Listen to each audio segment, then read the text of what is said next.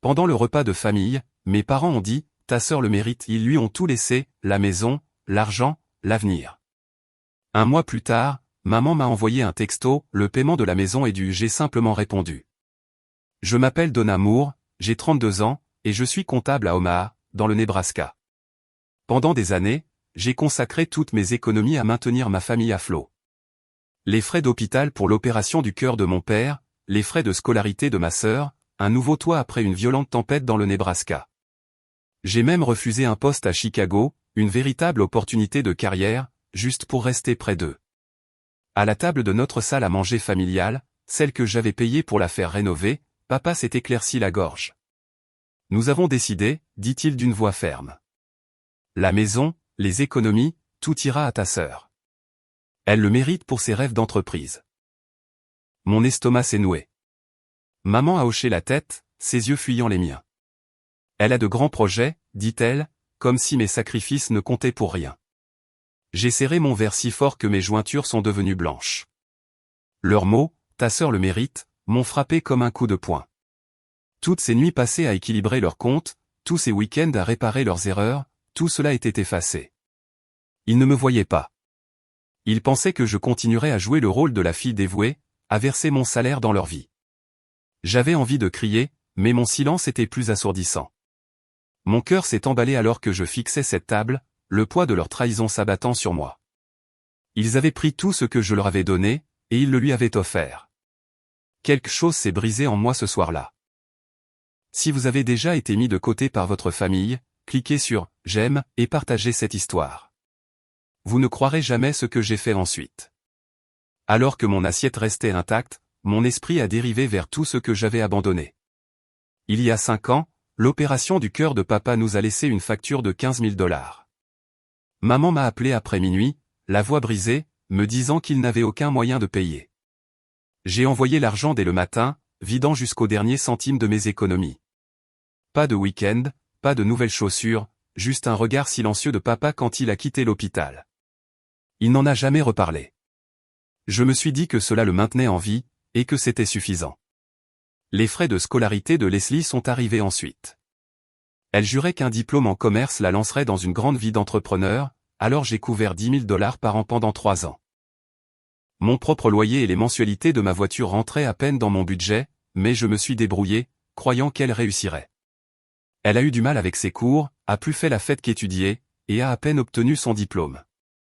Sa série d'entreprises ratées, des boutiques, des food trucks, a absorbé toute son attention, mais je suis restée silencieuse, signant les chèques pour maintenir ses rêves en vie. Il y a 2 étés, une tempête a ravagé Omaha, arrachant le toit de notre maison familiale. Maman a supplié au téléphone, disant qu'il perdrait la maison sans aide. J'ai payé 8 000 $ pour les réparations, faisant des heures supplémentaires à mon travail de comptable pour réunir la somme. Je vois encore ce toit quand je passe devant, comme un rappel de ce que j'ai donné. La coupure la plus profonde a été Chicago.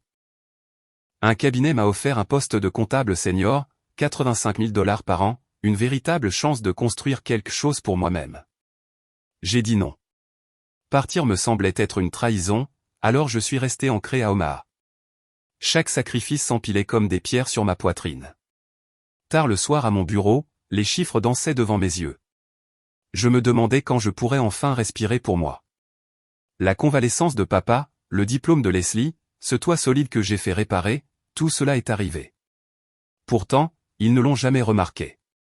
Leslie arrivait en racontant des histoires sur sa prochaine grande idée. Pendant que je payais la facture, maman et papa applaudissaient sa vision, sans jamais me demander comment j'arrivais à joindre les 2 bouts. Je ne voulais pas d'applaudissements, juste un moment de reconnaissance. Au lieu de cela, j'ai eu leur silence. Les chiffres révélaient une dure vérité. Tout l'argent que je leur avais donné, pour les frais d'hôpital, les frais de scolarité, les réparations, pendant que Leslie dépensait leur argent en vêtements de marque et en escapades de week-end. J'avais vu les reçus quand maman m'avait remis leur relevé de carte de crédit emmêlé à trier. Je n'ai jamais dit un mot, j'ai juste continué à payer.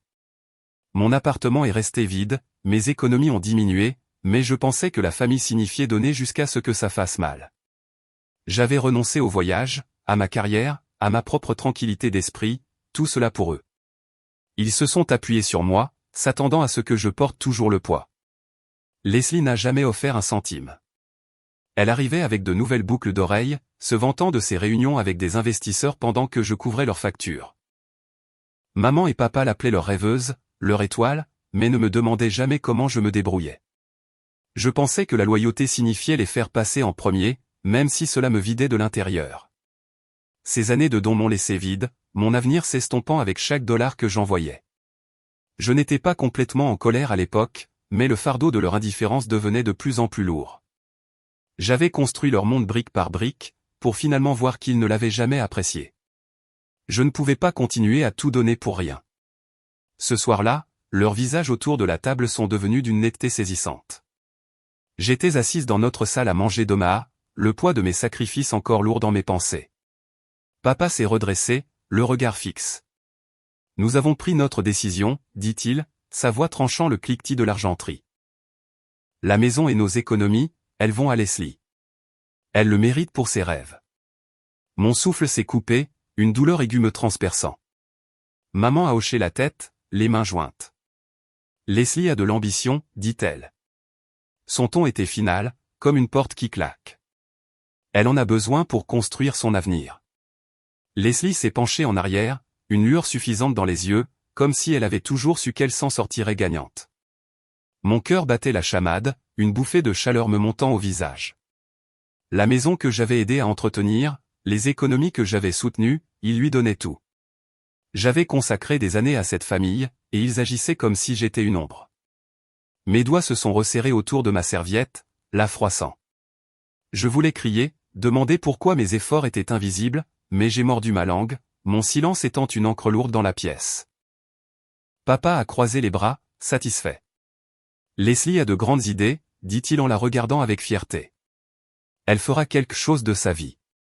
Faire quelque chose? Je les avais maintenus ensemble, mais ils ne le voyaient pas. Leslie a pris la parole, sa voix claire et tranchante. J'ai des projets en cours, dit-elle en rejetant ses cheveux en arrière. C'est ma chance. Elle ne m'a même pas regardé, comme si ma présence n'avait pas d'importance. Maman a tendu la main, touchant le bras de Leslie. Nous sommes derrière toi, dit-elle chaleureusement, ses yeux ne rencontrant jamais les miens. L'air semblait épais, me pressant la poitrine. J'ai pensé à tout ce que j'avais donné, du temps, de l'énergie, mes propres projets engloutis par leurs besoins. Ils ne connaissaient pas les nuits que j'avais passées à m'inquiéter pour leurs finances, les choix que j'avais faits pour les garder en sécurité. Ils s'en fichaient. Les rêves de Leslie n'étaient que des mots, des projets à moitié aboutis qui n'avaient jamais abouti, mais ils l'avaient couronnée étoile. J'étais juste celle qui rendait tout cela possible. Ma gorge s'est nouée, une tempête grondant en moi. J'aurais pu me lever, frapper des mains sur la table, tout laisser sortir. Mais je suis resté immobile, le regard fixé sur le bord de la table. Ils ont continué à parler, leur voix bourdonnant sur l'avenir de Leslie, son potentiel. Chaque mot me piquait, creusant plus profondément dans ma loyauté. J'avais cru que la famille signifiait se serrer les coudes, mais ils m'avaient laissé porter le fardeau seul, puis avaient donné la récompense à elle. Leslie a ri, lançant une vague idée sur une nouvelle entreprise, tandis que papa hochait la tête comme si elle avait déchiffré un code. Maman a ajouté, « Nous te faisons confiance, Leslie. » Pas à moi. Jamais à moi. Je me sentais comme une étrangère dans ma propre maison, invisible, effacée. J'ai repoussé ma chaise, le son aigu contrastant avec leur bavardage. J'ai besoin d'un moment, dis-je d'une voix basse et tendue. Ils ont à peine remarqué. Leslie a continué à exposer ses projets. Maman a continué à sourire. Papa a continué à hocher la tête. Je suis sorti sur le porche, la nuit du Nebraska me mordant la peau. Leurs mots résonnaient dans ma tête. Elle le mérite. Le mérite. J'avais tout donné et ils ne m'avaient rien donné. Pas un signe de tête. Pas un mot de remerciement. Quelque chose a changé en moi alors. Une rupture silencieuse que je ne pouvais pas annuler. Je n'étais plus leur encre. Une autre semaine a passé et je ne pouvais pas me défaire de la trahison. J'ai retrouvé Carole dans un café du centre-ville d'Omaha, son visage tendu alors qu'elle s'asseyait dans la banquette. Elle était mon amie depuis le lycée, toujours directe. Et aujourd'hui, ses yeux portaient un avertissement. J'ai entendu parler du dîner, dit-elle à voix basse. Mais il y a quelque chose que tu dois savoir sur Leslie. Mon estomac s'est noué, déjà préparée aux ennuis. Carole s'est penchée plus près, ses mots acérés. Elle a flambé de l'argent, de nouveaux vêtements, des voyages de luxe, tout cela avec des cartes de crédit dont il n'avait pas connaissance. Elle a accumulé des dettes, et c'est lié à la maison de tes parents. Je suis resté figé, ma tasse de café lourde dans mes mains. Les dépenses de Leslie n'étaient pas nouvelles. Elle avait toujours aimé les choses tape à accent grave l'œil, mais lier cela à la maison que je m'étais battu pour entretenir me semblait être une gifle. Carole a sorti son téléphone, me montrant une capture d'écran d'un avis de la banque qu'elle avait obtenu d'un ami commun au bureau des prêts. Cela confirmait que Leslie avait utilisé la maison comme garantie pour ses dettes sans que maman ou papa ne le sachent. Mon pouls s'est accéléré, la colère se mêlant à l'incrédulité. Toutes mes années à les maintenir à flot, et Leslie avait joué leur maison sur ses caprices. J'ai conduit directement chez maman, mes jointures blanches sur le volant. Elle était dans la cuisine en train de remuer du thé, l'air fatigué mais calme. Je ne me suis pas assise. Savais-tu que Leslie a utilisé la maison pour ses dettes, ai-je demandé, ma voix calme mais tranchante. La cuillère de maman s'est arrêtée, son visage pâlissant. De quoi parles-tu, dit-elle, mais ses yeux ont vacillé comme si elle avait soupçonné quelque chose. J'ai tout déballé. L'avertissement de Carole. La banque a remarqué les dépenses secrètes de Leslie. Les mains de maman tremblaient, mais elle a secoué la tête. Leslie ne ferait pas ça. Elle est juste ambitieuse. Je me suis approché, ma voix s'élevant. Ambitieuse. Elle risque tout ce que vous avez. Pourquoi continues-tu à la défendre? Maman a détourné le regard, les lèvres serrées. Elle essaie de construire quelque chose, dit-elle, plus doucement maintenant. Tu es forte. Tu t'en sors toujours. Leslie a besoin de nous. Ces mots m'ont profondément blessé, retournant le couteau de leur choix lors de ce dîner. J'avais été leur encre, mais ils l'avaient quand même choisi, même maintenant. Ma poitrine me brûlait, mais j'ai insisté. La banque pourrait prendre la maison. Maman. As-tu même vérifié? Elle a hésité, ses mains agrippant le comptoir. Nous lui avons fait confiance, dit-elle presque en chuchotant. Je voulais crier, la secouer jusqu'à ce qu'elle voie la vérité. Au lieu de cela, j'ai sorti mon téléphone, lui montrant le même avis de banque que Carole avait partagé. Ses yeux se sont agrandis, pour la première fois, j'ai vu le doute s'insinuer. Comment as-tu eu ça? A-t-elle demandé, la voix tremblante. Carole, ai-je dit.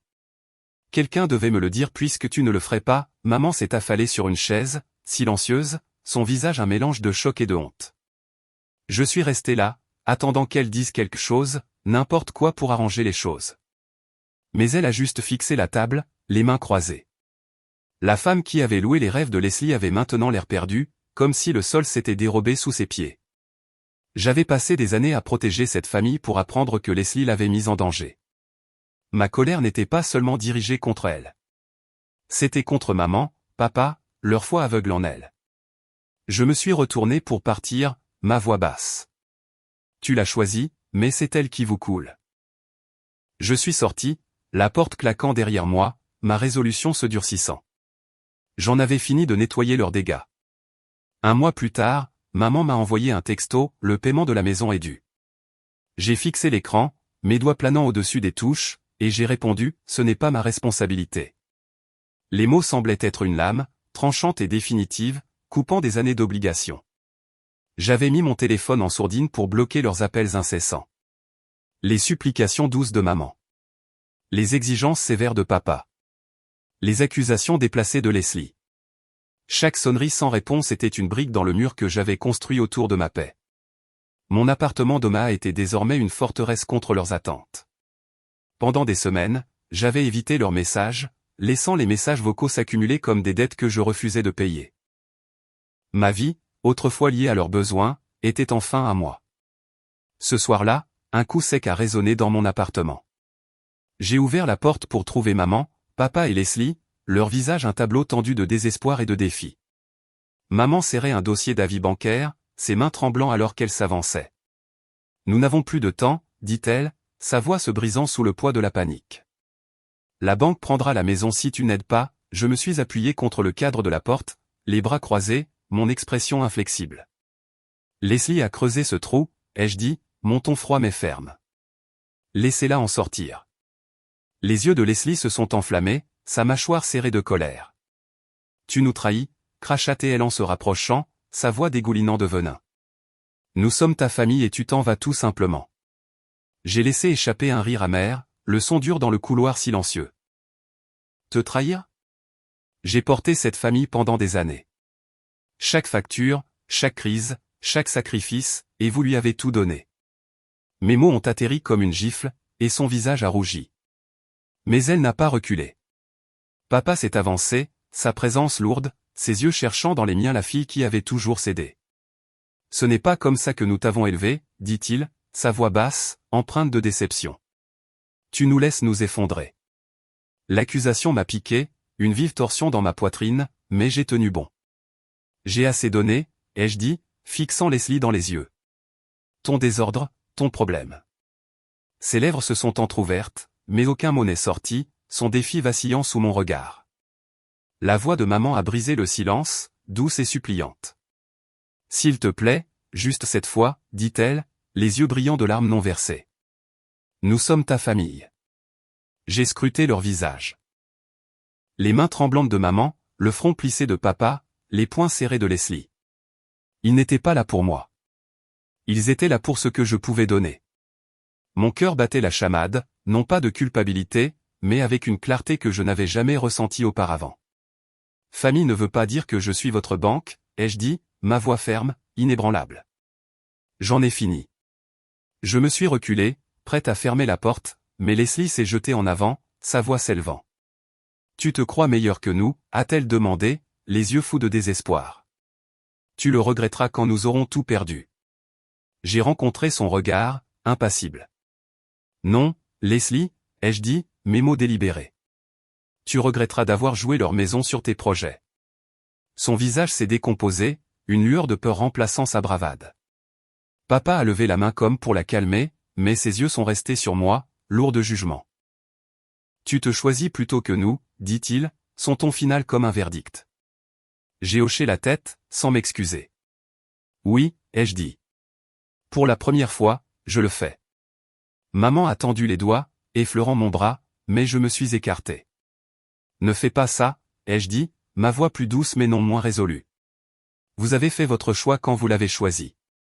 L'air s'est épaissi, leur silence plus fort que n'importe quelle dispute.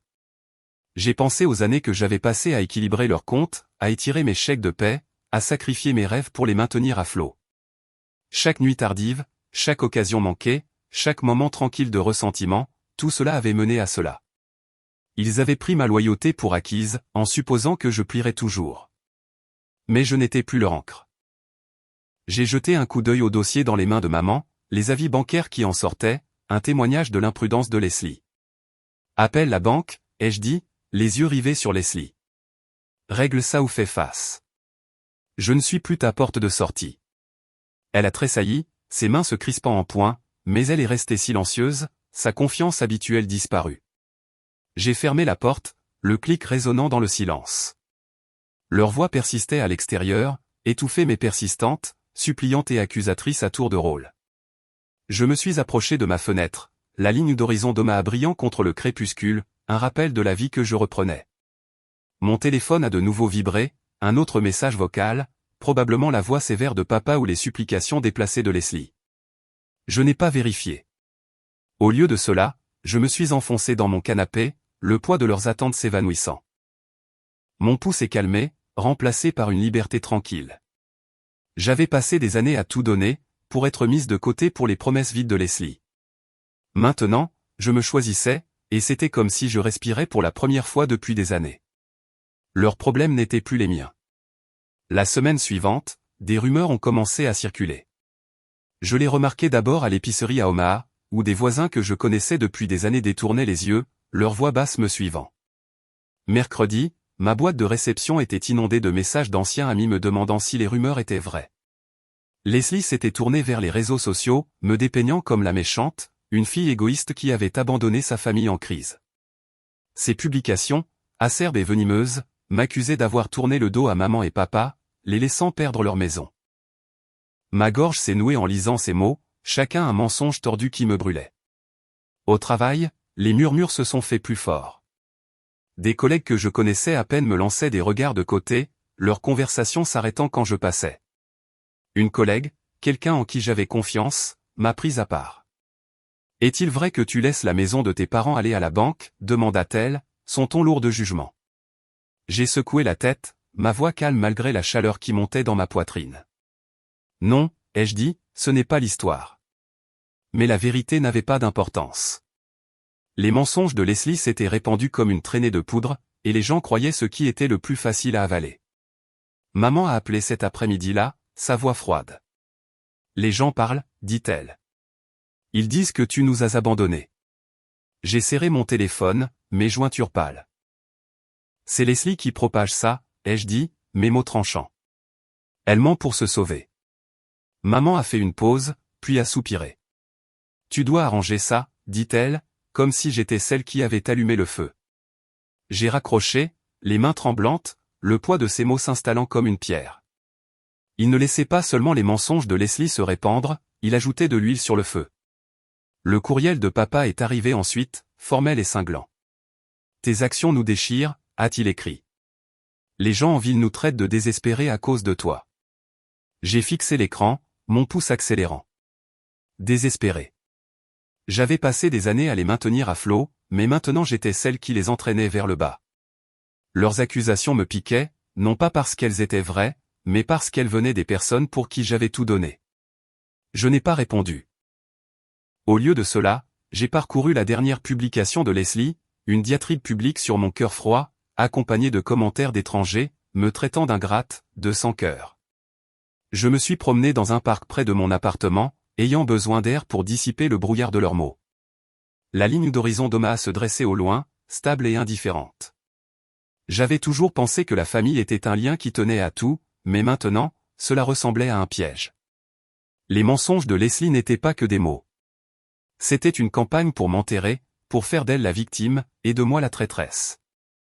Et maman et papa, au lieu de l'arrêter, en rajoutaient, leur silence en sa défense plus fort que n'importe quelle dispute que nous ayons jamais eue. Vendredi, les rumeurs avaient atteint mes clients.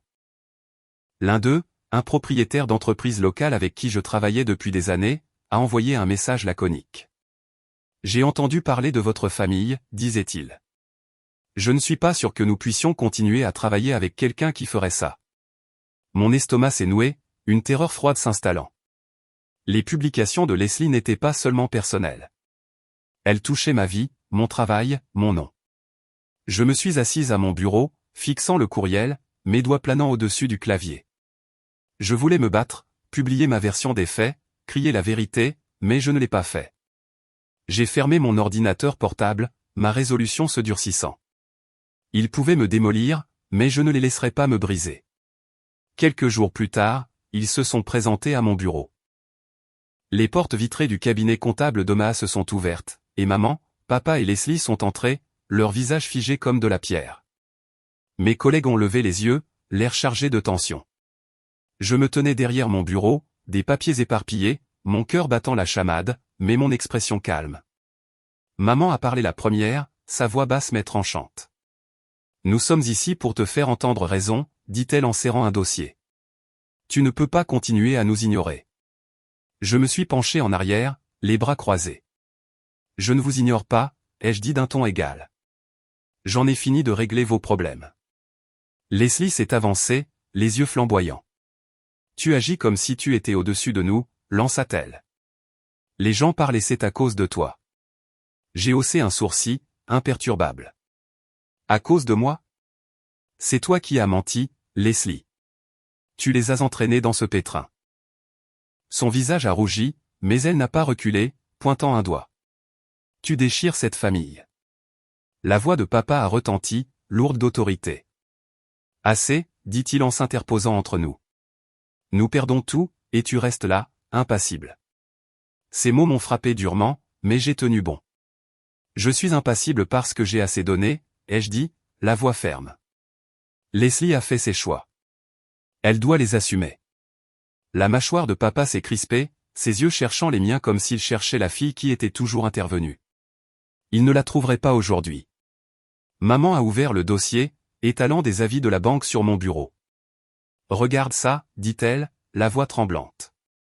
Nous n'avons plus de temps. Tu as les moyens d'aider. Je n'ai pas touché les papiers.